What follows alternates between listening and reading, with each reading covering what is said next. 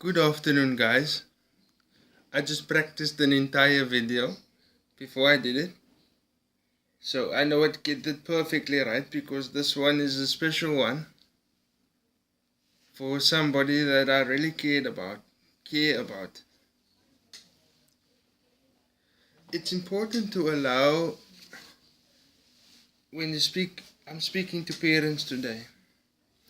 It's important to allow your child with a disability, doesn't matter what it is, to play outside with the able-bodied community children.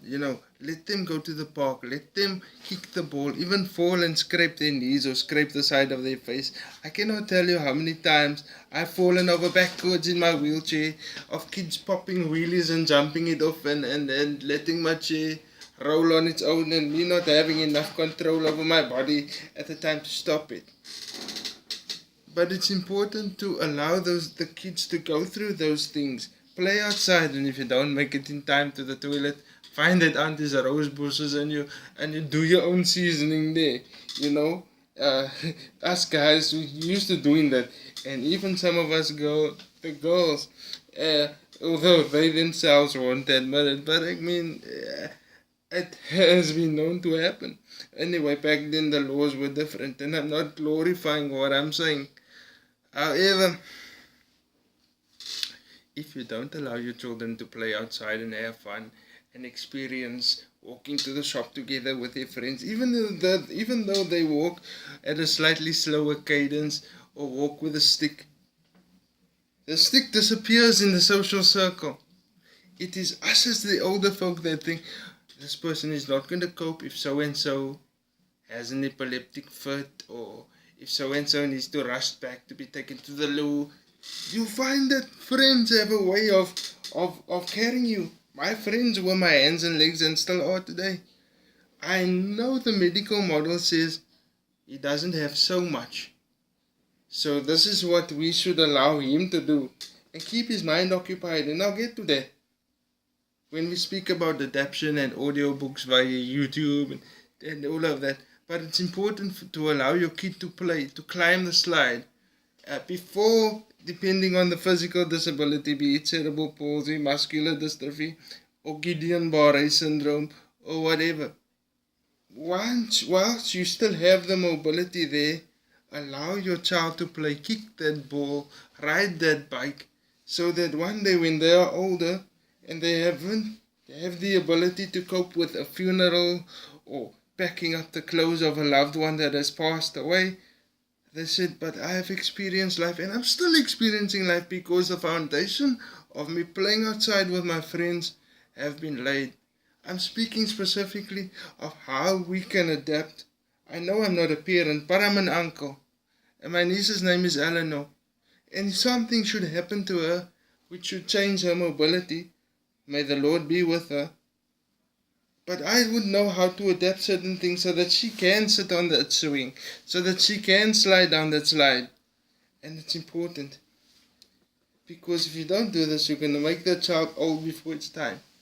And the child will be 16 and 17 years old and speaking like an old auntie of 60 years old. So guys, be careful how the message and the way you raise your disabled children. Teach them everything you can within their limitations. I know that my fine motor skills doesn't allow me to chop the celery for the soup or the carrots or the turnips. But I know that when the soup has a certain smell, I know when it's time to stir the soup. Even though my hand function doesn't allow me to fry an egg or stir the pot, the stove is adjusted so that if something is burning, I can push in and I can go and turn the stove off. And I'm not saying that each disability will be able to do this, but it's very important that you try. Because if the kid didn't get to sit on that big wheel and get spun around and laugh and scrape the knee, because you yourself were too uncomfortable with the level of function, when you get older and start getting sick, your poor child is not going to know how to react to care for you. And your body will take over. So the child will feel all the emotion, but not have the necessarily problem-solving skills to solve the problem so that they can deal with the emotion. And again, I'm going to bring this up. And once the child has played outside and socialized, experienced that first everything, so that when the big body changes come, like puberty, erections, pubic hair, whatever, the kid knows to deal with it. My body does not work this way, so this technique works for me when my emotions are getting out of control, or this is the way I'm going to make it to the loo on time, or sometimes don't make it to the loo on time. And this is the technique that I use because I was allowed to explore, I was allowed to do, I was allowed to walk to the shop and go and buy the cool drink. Yes, somebody had to stand behind me for some of the things that I wanted to do, but I was allowed to do that. Again, guys, don't substitute my judgment for your own, but it's worth a try to allow your kid to play outside and be a 16-year-old and an 8-year-old and a 6-year-old with cerebral palsy, with epilepsy, with Duchenne muscular dystrophy. Guys, give it a try. You have nothing to lose. You're just helping your kid create memories. I know it's uncomfortable because the OTs and the doctors say one thing and yeah, I'm telling you another thing. But if you don't allow your kid to play, you're going to make them old before the time. And yeah, it's cute to let the kids sit with their grandma all day and listen to the stories. But you don't want the 16-year-old grandma that's going to whinge and moan and panic. You know? Give it a try. Let me know what you think. Apologies for offending anybody if I have.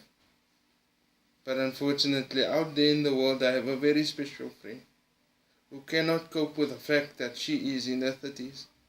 And the older people in her life are now passing on. And she's panicking because where is her place in the world?